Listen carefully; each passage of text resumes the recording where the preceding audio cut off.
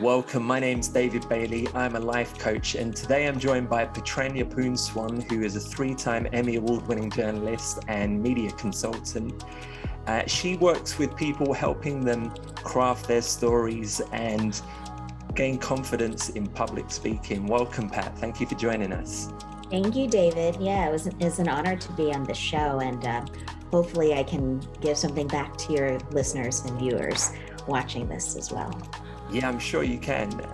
And I know that you have a lot of experience in broadcasting and news presenting. And I'm just really curious, how did you get into this career? Well, and I know you're based in Thailand, where I actually used to live. I went to high school in Bangkok, and that's where, but I've lived overseas before that. And I kind of gained that interest in journalism, watching news overseas and watching international correspondence. And I was like, okay, I do want to work in journalism and TV. And so when I was in my high school in Bangkok, I started researching, journalism programs in the US. And I ended up coming to the US, to San Francisco, where I got a college degree there in communications, political science. And then I start working in television. This is over 25 years ago. So it's kind of a different world then, but just kind of the same core in terms of, having to start behind the scene and working my way up. Like when I was in college, I was interning, but I was also an international student at the time. So there were many challenges, kind of getting over that to become a journalist in the US. But I was very determined and I was very aggressive. And I got hired by a TV station right out of college. And I started working in the US, and I kind of worked starting my way as a production assistant, as a news writer, news producer, and I eventually became, an on-air. So I became a TV news reporter and TV news anchor.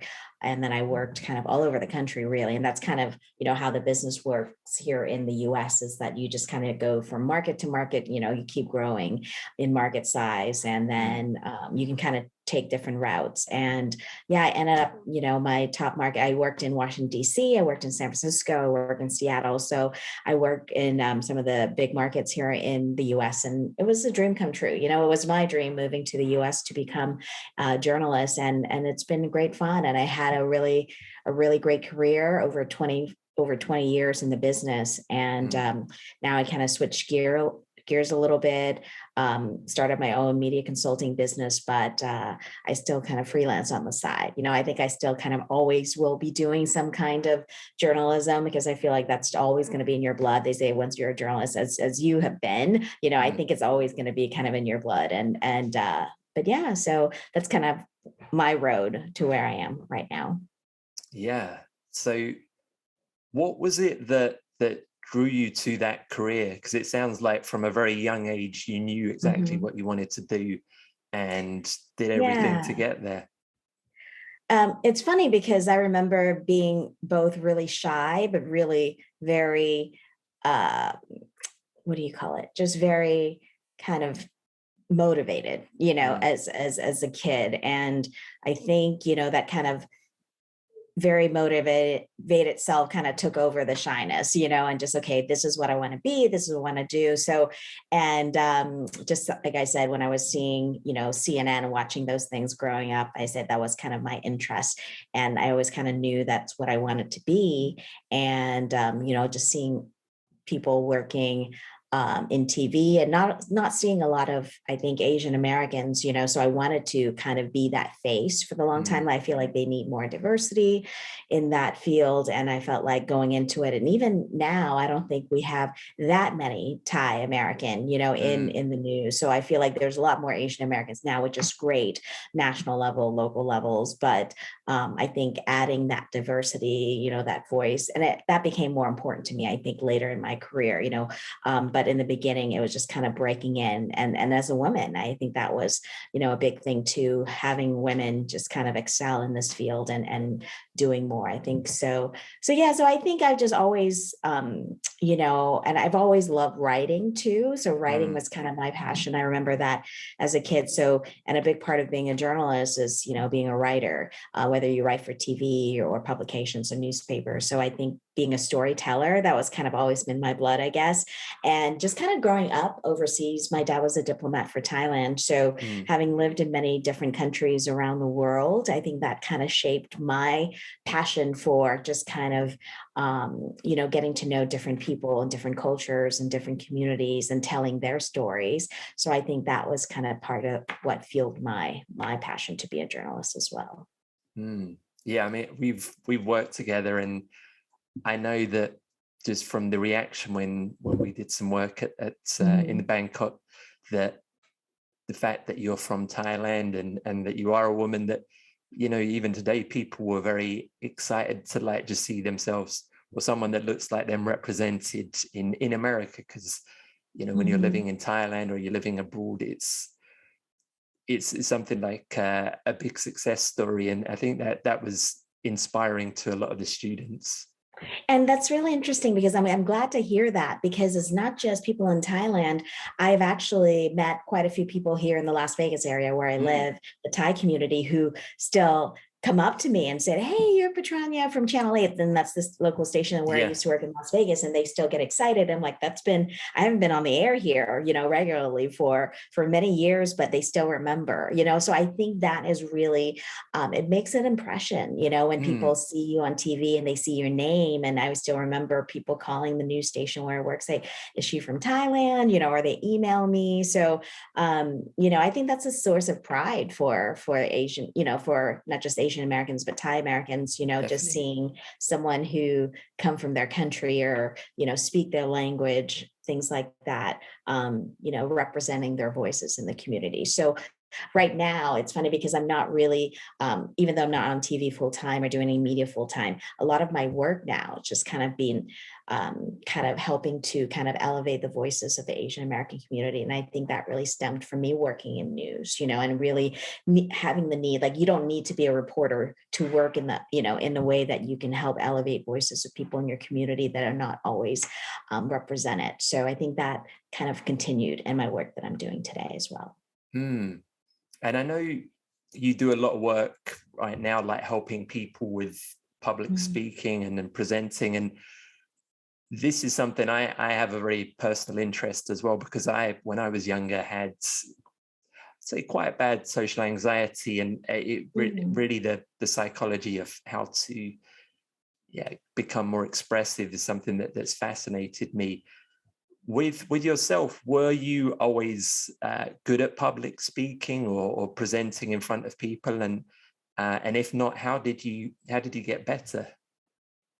Yeah. And, I always say, like I said, that I remember myself being pretty shy and not keen on it, but I knew that I wanted to be in this field so badly and I wanted to be successful that I had to get over that, so I think that my kind of fear of not succeeding in the field just kind of overcome and took over my fear of public speaking. And I think it's more than about public speaking. It's more, and I think that goes, like you said, social anxiety is fear of being judged, right? Because you just want to make sure that if you're out there, people are gonna have like, is she good at what she's doing? So I think getting over that was a big part of it, just kind of like, and I think people who go in this field of journalism, part of it is just kind of that validation that you're doing something that people accept and people think that you're good at it because you're putting yourself out there, and that's kind of things that I've learned over time, is that that's part of being in this business, is that you're trying to kind of validate your work in some ways and getting that public opinion. Because if you just hate that and you don't want to be a public speaker and you don't want to be in front of it, you're not going to pick this field. There's a reason that you're putting yourself out there. Aside from the fact that, yes, I love telling stories and it's a lot of fun. And I think this field is just, a great way of being that, like, as they always say, that, front seat of history, and that's always part of what I love about being a journalist is I get to be in the middle of the action, whatever it is.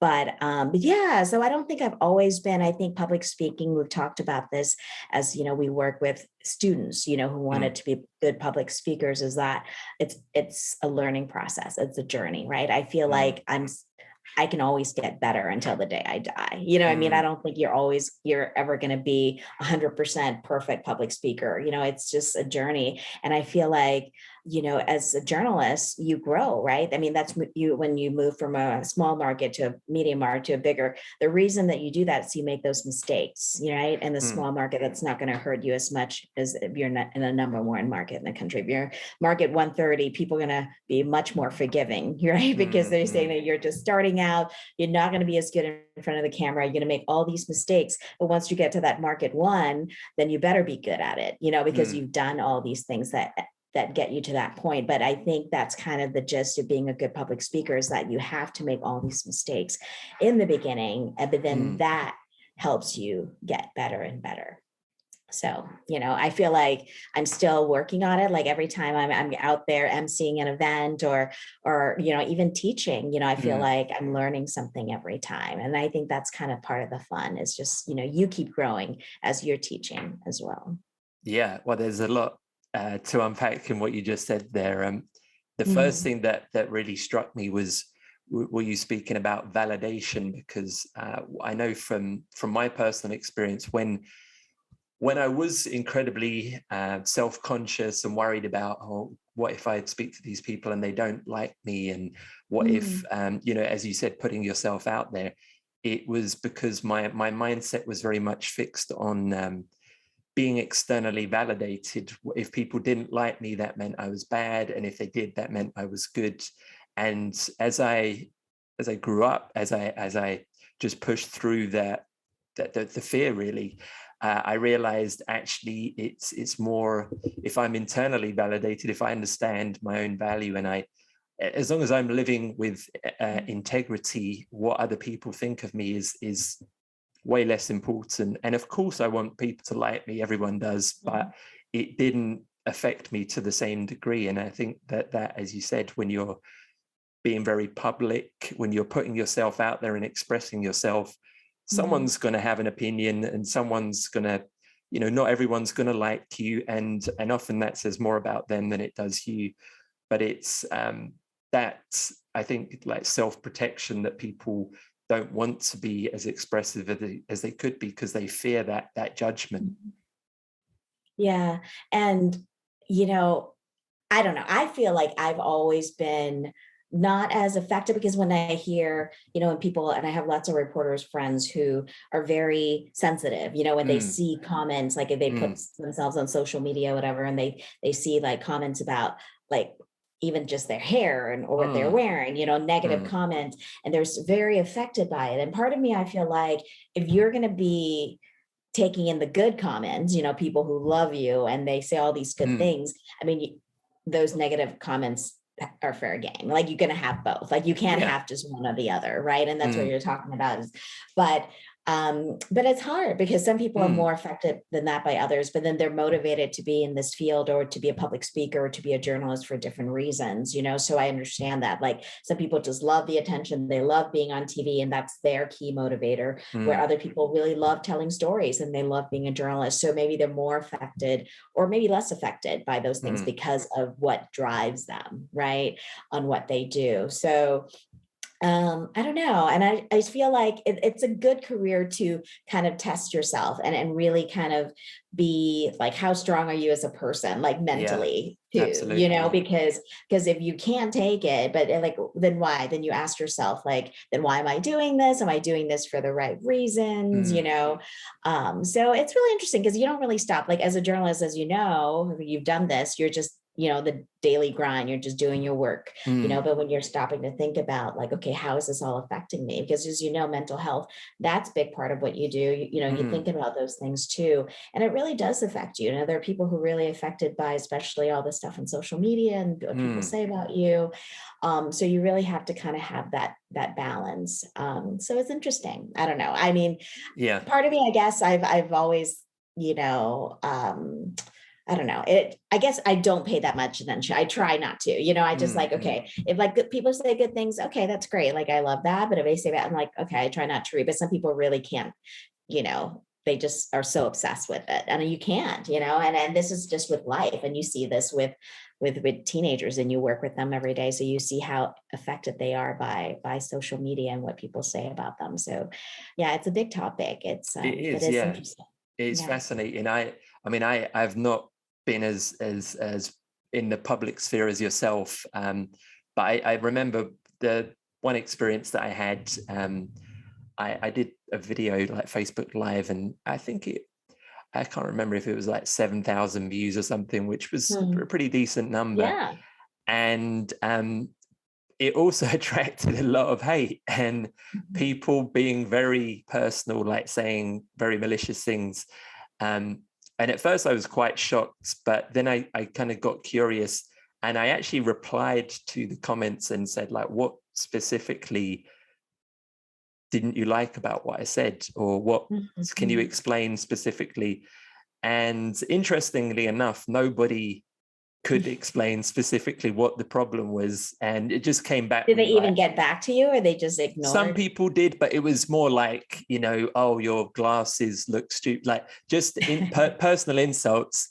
Because I thought, if there's something that I've said that was misconstrued, or I didn't communicate properly, I'm open to hear what someone else's opinion about it is. But there was like, nobody had anything that they could share that was like actual feedback other than an insult. And I realized it's there are a lot of people that maybe are in pain or are not feeling good about their life, and they project it onto other people. And if you're in the public sphere, you're fair game for that. And for them, it doesn't feel like that's what they're doing. But when challenged, often people that I guess are bullying or like trolling people, they can't actually articulate specifically what about you that they take umbrage with. And I think it's like, from a psychology point of view, we do a lot of mindfulness at the school, as you know, and I think part of that is like people that aren't able to like hold their own emotions and instead just project them onto others. And it's not an easy thing. If you're going through something difficult, it's not easy to deal with. But it's unfortunate that some people feel like it's okay to then project that onto other people. But I've that when I understood that helped me take things much less personally, because I realized 90% of the time it's not really about me. If someone has a legitimate problem, I'm happy to sit down and speak with them. But if it's just they're upset about their own life and they just want to project, then that's really not my business. Yeah. And that's good advice, I think, for anyone these days. I mean, you don't even have to be a public person, just putting opinions out on Facebook or Twitter, and you can draw all kinds of things. And I'm such a non-confrontational person. Like, I hate getting into like battles, even if it's online, with people. So I tend to not even like just respond, if it's not something like, okay, if they're trying to say something that's not factual, what I say, then I would respond. But if it's something like, oh, I hate your hair or whatever, you know what I mean? Like, what am I going to say? I'm like, I'm sorry, if you don't like my hair. But yeah, no, it's interesting. But I think that's the world that we live in now. You either are in the space out there and being in the public, or choose to be, or you just take yourself out. But I don't think that's realistic for a lot of people. You have to have some kind of, especially if that's your work, if you have a business, or if you're, a public speaker, you need to put yourself out there, sometimes more than you want to, but that's how you get your business, you get the attention of the public. So you have to somehow be okay with getting those negative opinions and feedback too. So. Yeah, very much. The other thing that you shared that I thought was very interesting was about how you almost like graduate from one market to the next. And I think just because I'm working with a lot of young people, like that, the idea that you have to earn it, like you don't just immediately like, hey, welcome to the Washington branch. You're like news anchor for CNN. It's something that it's okay not to be perfect at the when you're trying to learn something. And I'm sure that you appreciated your success that much more than if you'd just flown in and been, hey, you're in the New York office. Like you may have enjoyed it, but I don't, maybe less appreciation of that. But through that earning it feels that much more valuable. And I don't know if that helped me because I started the time that I did, where 20 plus years ago, when it was a different process where you do have to really kind of start at the bottom and work your way up. Now, I feel like because I also teach at a local college here in the journalism program, and I've had more students kind of feeling like, you know what, why do I have to go through all these small, can't I just start in LA or in New York right away? I feel like there's something right now where that whole influencer, social media, where really young people are getting the fame and the money and all that attention so quickly because of social media and because of all these channels that they have, that I feel like young people that I know now, not all of them obviously, but a lot of them feel like they don't have to go, what do you call it? They don't have to kind of pay their dues as much as when I was, I don't know, and tell me if that's. I had to start as a runner also. So I think it's just the way that the business is now, that it makes people feel like they don't have to pay their dues as much. And I feel like because I did that, it was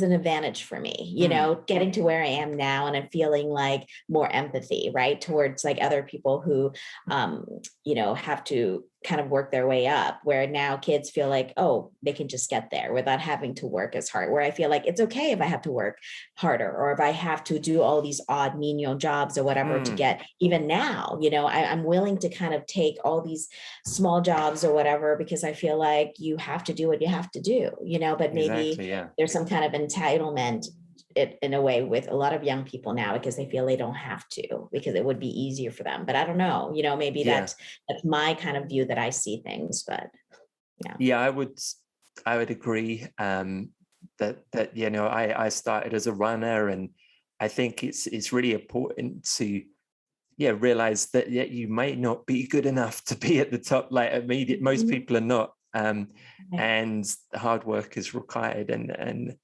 you'll appreciate it that much more. And I think even when you see something that is not maybe apparent or obvious, but young people that are social media influencers, for the majority of them, maybe they haven't gone through the same system that perhaps yourself did. But if you're someone that's a YouTuber, again, like most people are not like overnight successes, and you don't people don't see that. You don't see what happened before. You don't see all of the really bad videos that got like no views, or all of the mistakes, or even the things that didn't work. You just see that the finished product or the success, and that's how they've got it. But I think it can be a good way to, shall we say, jumpstart and get very.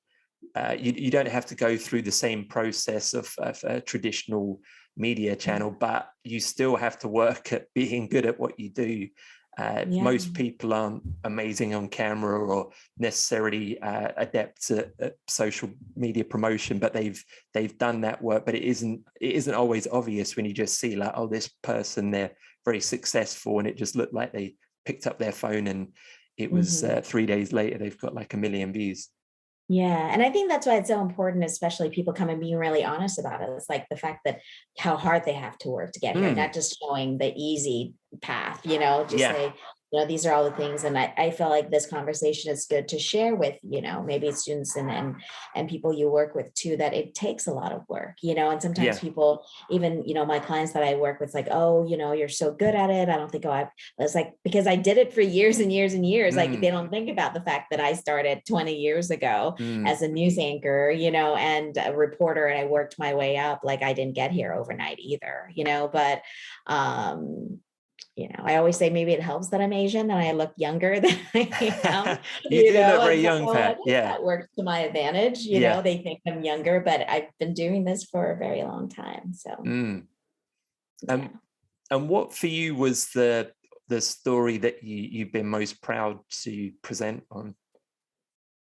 Gosh, and I have the worst memory, so this is always like hard. Like and I always remember tomorrow. I was like, what are my You can call favorite me tomorrow and let stories? me know. Yeah, no, I will. Gosh, I don't know. Like, I'm just trying to remember. I love, like I said, I always love when I can tell stories of people that you don't always see, and that's what I'm always trying to search for, is when I find, like, people in the community. Like, I always get excited when people I interview turn out to be from Thailand, and I just Yeah. happen to find them in Las Vegas or Seattle or whatever, and be able to tell their story and be able to maybe just, translate. They can't always, maybe they can't speak English, and I was able to be there to be able to translate and tell their stories. And that's why it's so important when I come upon stories like that, and it kind of shed light about a community that people don't think of, and I was thinking about a story in Seattle where, there was this family that owned this restaurant, a Cambodian restaurant in the middle of Chinatown in Seattle. And they were so popular that, it's been open for years and years and years, and it abruptly it was shutting down. And the reason, as we found out, and I was reading through ethnic media, so mainstream media hasn't picked up the story, but like a Chinatown newspaper was talking about how this family, their son got into a really bad accident, and he almost died. So the family had to make this decision whether or not to keep this restaurant going or take care of their son. And they said, you know what, we need to shut this down. And this was such a popular Cambodian restaurant. People came from all over the country to go to this restaurant. And I wanted to pitch this to my station in Seattle at the time, but like, how do I make this so it's something that they would pay attention to? So it's not just like a typical, there's like, oh, she's Asian, so she's interested in this Asian restaurant, Yeah. But then I try to tell it, it's like, hey, I found out it's this really kind of emotional story about this business owner that had to choose between keeping this business open. And so you have to kind of always find that universal, right? I mean, being a reporter, you always have to try to find that universal peg that people will appeal to, like a mass appeal, and not just the Cambodian community or, people who live in Chinatown.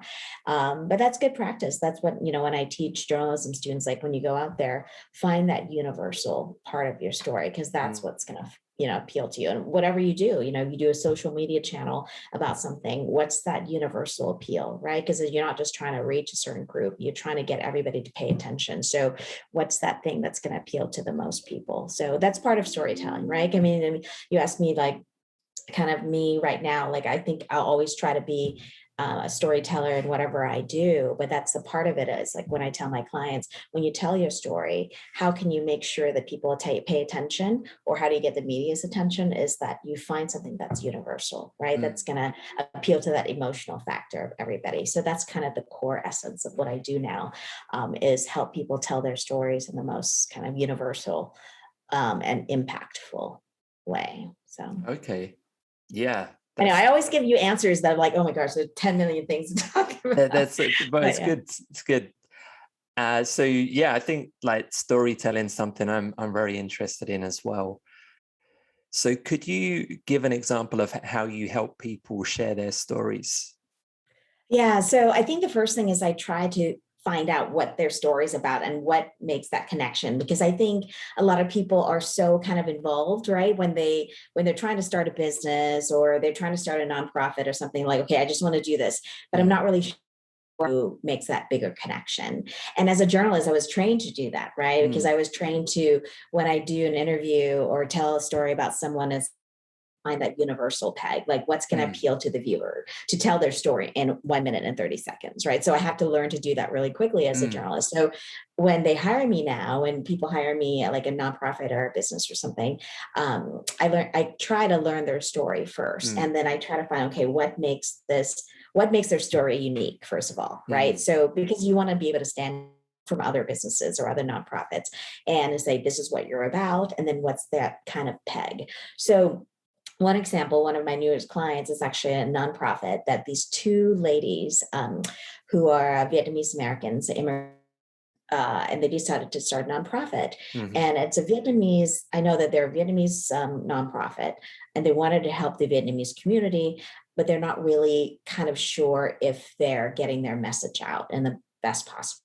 obviously, their goals are both to help the community and let people know about them, but also, to get sponsors, right? To get people, businesses or partners who are going to fund their organizations, because, that's the way that they're going to survive as a nonprofit. So how do they get that story out there? So they hired me to do this. And, and I'm kind of new at this game too, of being, I was a journalist for a long time, but how do I work with, as a consultant and give people advice in a way that really helps them? So I just kind of dig back to my work as a journalist. Okay, let's find your story and let's find a way to make that story click, right? Yeah. How do you make that story relatable so that the community wants, like the news wants to do a story about you, or this corporate partner want to fund you, and be a sponsor. So I think you just have to find that core. And when I talked to these two women who started this nonprofit, they start telling me about the reason they started it, because they see a need out there. They, when the pandemic happened, and she's a small business owner, they're small business owners, and they're like,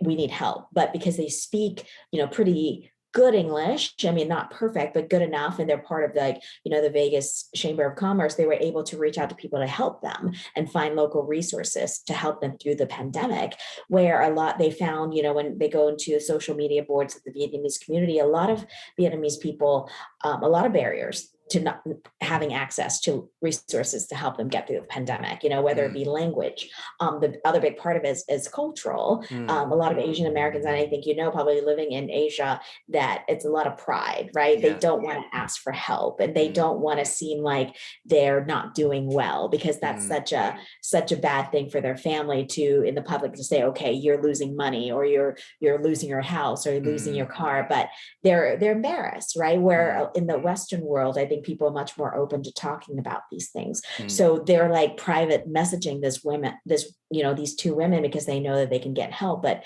so like they want to form an organization that can help these people and provide access so that they can achieve this American dream as Vietnamese immigrants. And I'm like, that's such a great story, because it's not just about Vietnamese people, right? These are immigrants all over the US who are dealing with issues like this. So if you put your story out there as something that's more universal, but also appeal to the Vietnamese community as well, then you can, get both goals out there. So as a consultant, in a way, I get to help them tell their stories, but also help them kind of strategize.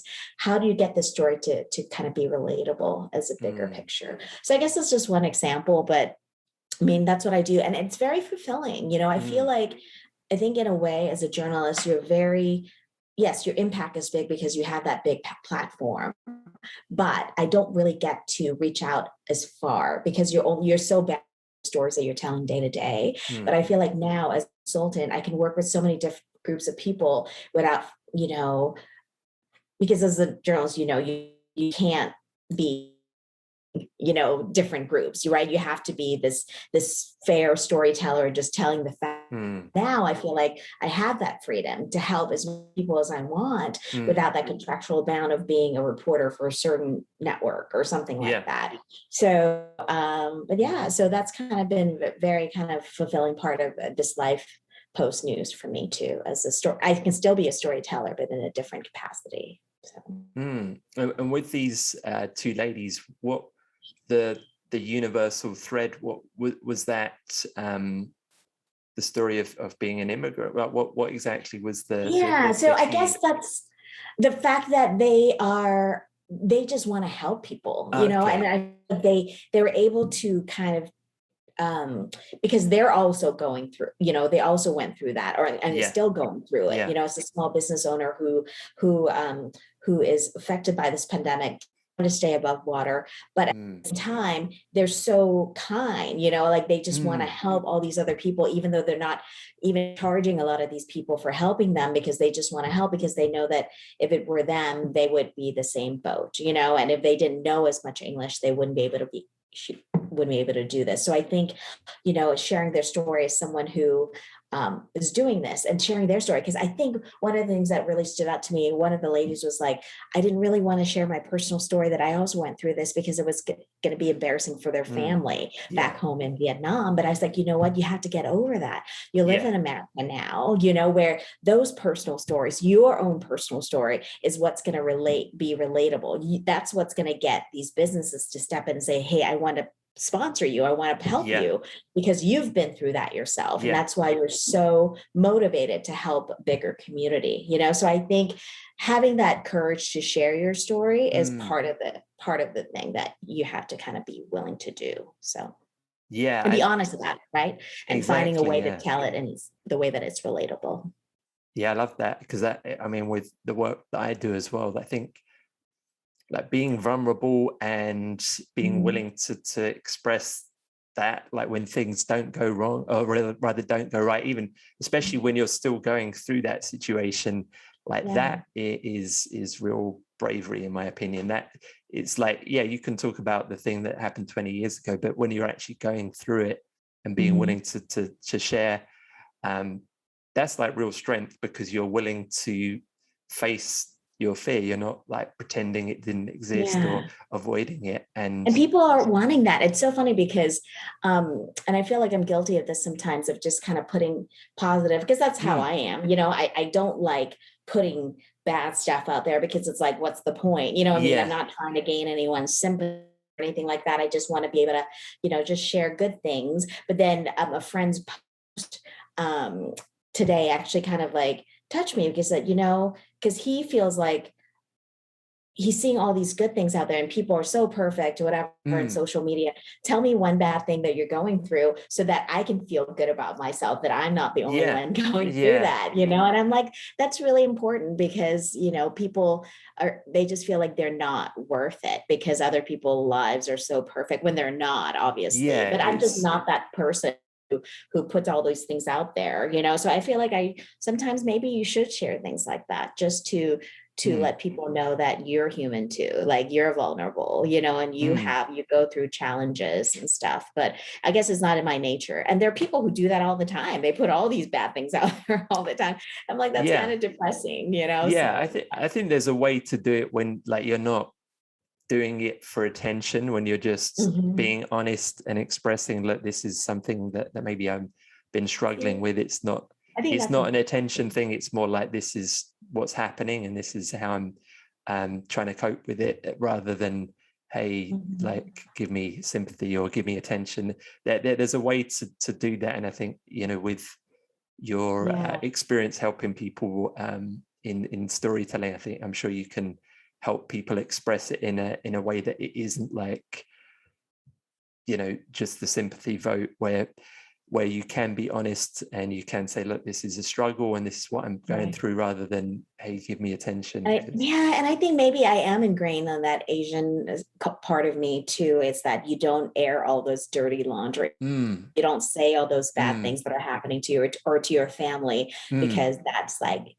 you're saving face, right? Like yeah, just kind of put a good side to your family because you know you work so hard or your parents work so hard, they want to make sure that you have a good what do you call it, like a public image, right? Like yeah, that's what you're trying to do, yeah, but at the same time you need to be honest about who you are too. Like it's not always perfect, right? Life is yeah. not always perfect. So Because I think, you know, now that the Marvel superhero films are so popular, like, it's mhm. interesting because if you look at any popular superhero, like the ones that people really gravitate towards, they always have some weakness. They always have some Mhm. like tragedy in their story. Because if they're Yeah. just too indestructible, it is boring. Like, it's totally unrelatable.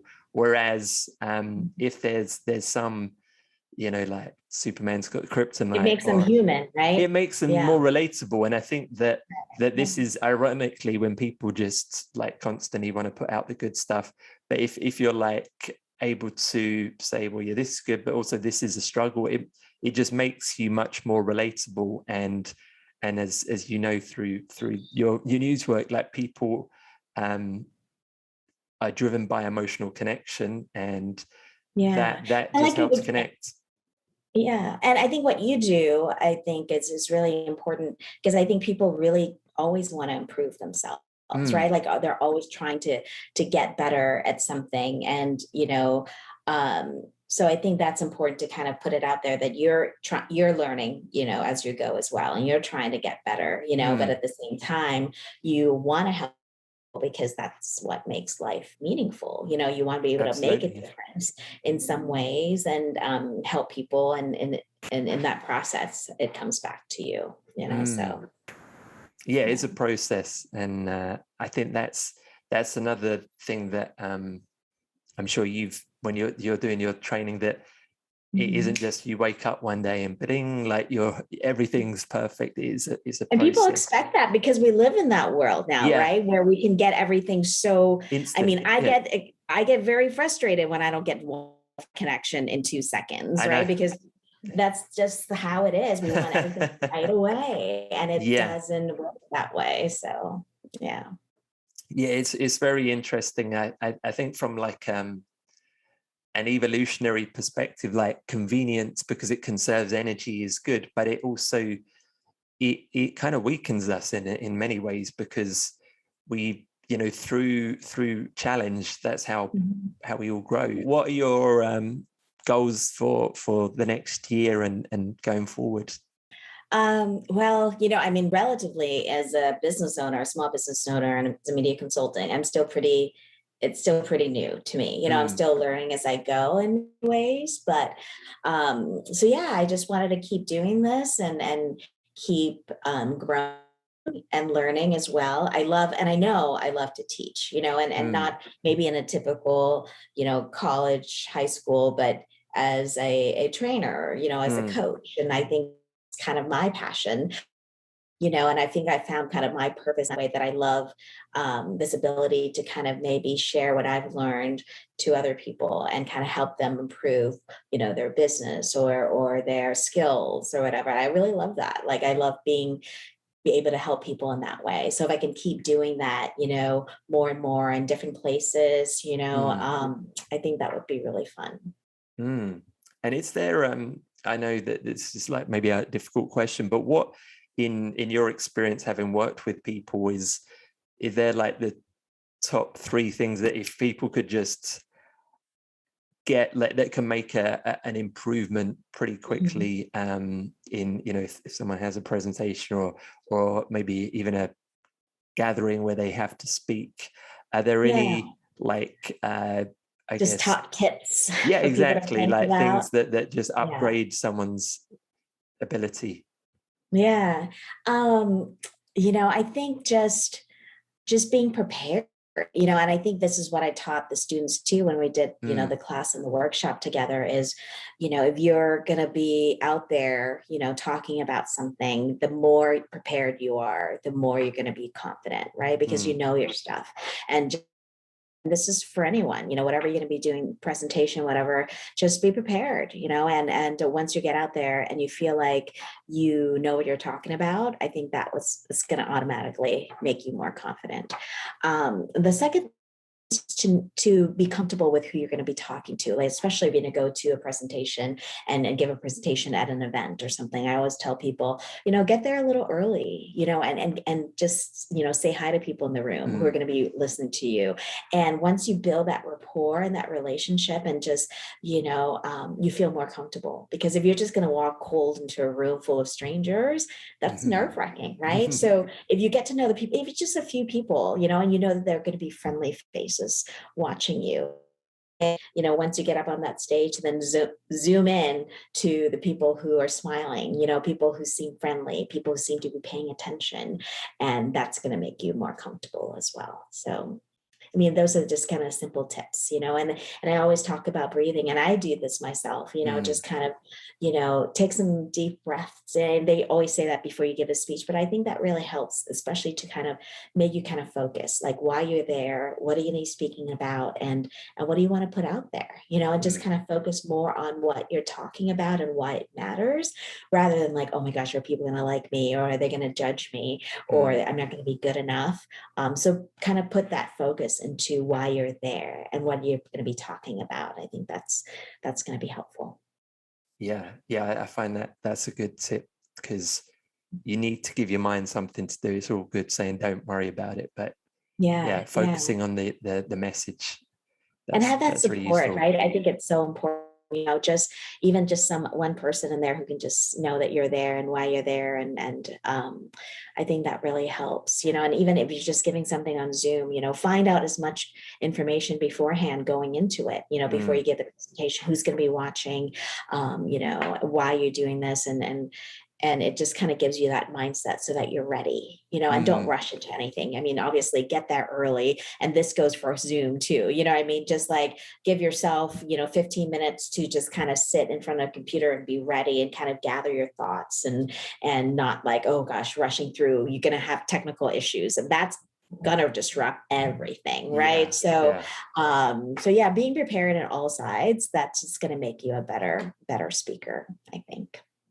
Cool. Yeah, that's great advice.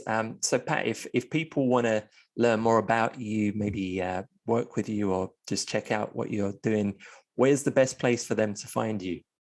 Yeah, no, so I have my website. It's my name, so try to keep it easy. Patranya, PATRANYA.com. So that talk a little bit about my business now, but also show some of my work as a journalist as well, so they can kind of look back. And then they can always email me as well. info@patranyamedia.com. info@patranyamedia.com. So cool. They can always email me. And I've been blessed to be able to work with people around the world, including your students in Thailand, so that's been an opportunity that I never thought that I would be doing. But because of technology and because how the world has changed, that's been kind of a blessing in disguise for me, as a new business owner and as a coach and teacher. It's been really great. Cool. Well, thank you for sharing with us today, and I'll put the links in the description, and hopefully we'll meet when you come to Bangkok next. Yeah, I'm excited. I look forward to meeting you and meeting the students that I get to know as well. Yeah. So it should be really fun. Okay. Thanks, Pat. All right, David. Thank you. Have a great day. Yeah, you too. Thank you for watching. Please subscribe, and if you enjoyed the video, hit the like button, hit the bell button to be updated on all the latest videos. You can check me out on Instagram at David Bailey Life Coach.